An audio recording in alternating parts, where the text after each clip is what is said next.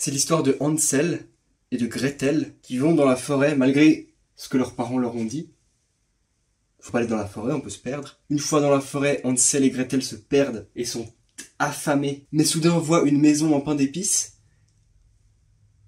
Incroyable. Malheureusement, cette maison elle appartient à une sorcière, dommage. Et c'était même un maléfice pour les attirer. C'est une sorcière qui adore manger des enfants. Alors elle leur donne des bonbons et plein de trucs à manger pour les engraisser. Surtout le frère, Hansel, qui va devenir de plus en plus gros afin qu'elle puisse le manger. Une fois qu'il est bien dodu, Gretel réussit à sauver son frère. Et ça rentre à la maison et c'est la fin. Comme quoi, il faut pas manger des bonbons.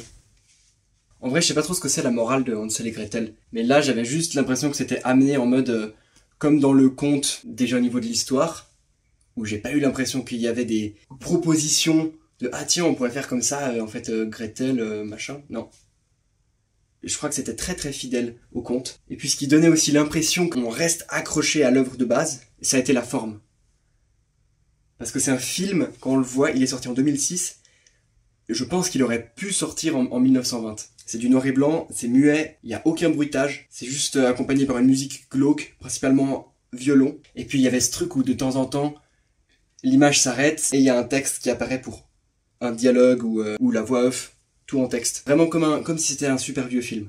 Le même réalisateur, il a refait ça plus tard, en 2018 je dirais. 2020, avec un format quasiment carré, et ouais, du noir et blanc comme si on était vraiment sur un vieux truc. Moi quand je regarde ces œuvres-là, je me demande, tiens, si des personnes de l'époque où les films comme ça sortaient tombaient là-dessus, à mon avis ça serait un choc horrible pour ces gens-là. Là-dedans, parce qu'au final il y a des effets spéciaux puissants, enfin des trucs actuels, mais sur une image à l'ancienne. Donc ouais, si on envoyait ce film dans le passé, les gens ils... C'est pas très intéressant ça, ce que je raconte là, non? En tout cas, moi, c'est ce que je me dis quand je les regarde, ces trucs-là. Mais à mon avis, il y a aussi un plaisir qui doit être accentué quand on fait des films avec ce genre de format. C'est de s'amuser avec les décors et les effets spéciaux, justement. Les maquillages. Parce que vu que c'est pas tourné en 4K, il y a peut-être plus moyen d'inventer des trucs un peu YOLO. Alors là, dans le film, c'est pas du tout YOLO. Je parle de Hansel et Gretel, c'est vraiment bien fait.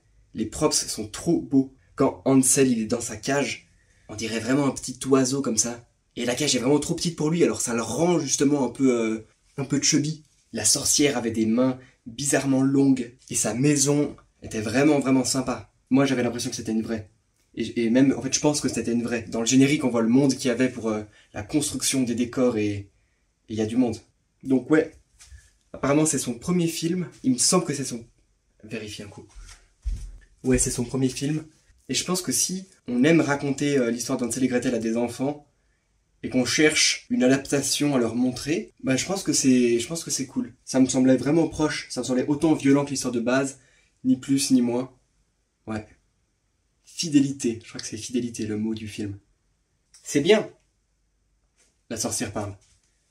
Pleure et gémis tant que tu peux, mon petit chou rusé. Il est rusé de pleurer, tu vois.